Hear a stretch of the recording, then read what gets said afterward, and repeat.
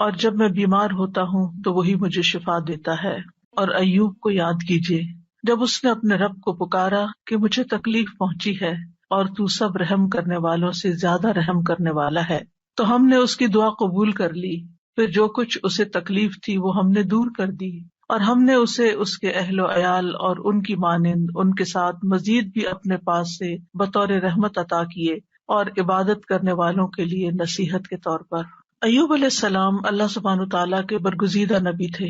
اللہ تعالیٰ کی طرف سے ان پر ایسی شدید آزمائش آئی کہ وہ بہت لمبی بیماری میں مبتلا ہو گئے، اور اس کی وجہ سے ان کے اہل و عیال بھی ان سے جدا ہو گئے، یا یہ بھی کہا جاتا ہے کہ وہ فوت ہو گئے، مال مویشی بھی ہلاک ہو گئے۔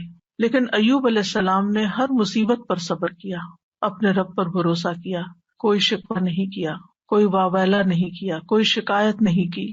جب تکلیف حد سے بڑھ گئی تو انہوں نے اللہ تعالیٰ سے دعا کی، اے میرے رب، مجھے بیماری لگ گئی ہے اور تو رحم کرنے والوں میں سب سے زیادہ رحم کرنے والا ہے۔ تو اللہ سبحانہ تعالیٰ نے ان پر اپنی رحمت نازل کی، ان کی دعا قبول فرمائی اور حکم دیا کہ زمین پر اپنا پاؤں مارو۔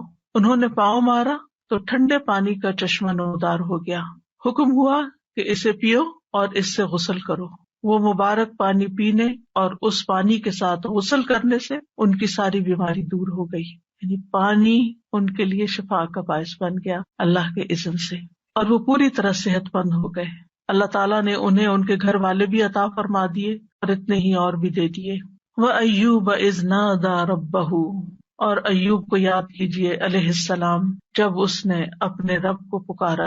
ندا کا لفظ ہے، نادا، ندا کہتے ہیں بلند آواز سے پکارنے کو، یعنی ایک دعا ہوتی ہے جو ہم چپ کے مانگتے، جیسے زکریا علیہ السلام نے مانگی، اذ نادى ربه نداء خفیا۔ وہاں ندا کا لفظ ہے لیکن نداء خفیا یعنی ایسی پکار تھی جو کہ چپ کے تھی، لیکن یہاں پر صرف ندا کا لفظ ہے، نادا کا لفظ ہے۔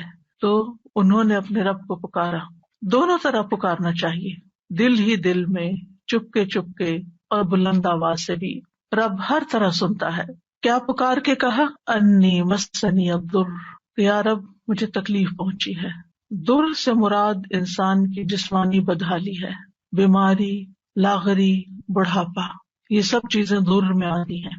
وَأَنْتَ أَرْحَمُ الرَّاحِمِينَ، اور آپ سب رحم کرنے والوں میں سب سے بڑھ کر رحم کرنے والے ہیں۔ کتنا خوبصورت انداز ہے پکارنے کا، دعا کرنے کا، مختصر الفاظ ہے، کوئی لمبی چوڑی باتیں نہیں ہیں، چند لفظ ہیں لیکن بڑے ہی جامع لفظ، اور کسی چیز کا مطالبہ بھی نہیں کیا، صرف رحم کی درخواست کی، یعنی اللہ تعالیٰ کی رحم کا ایک طرح سے واسطہ دیا۔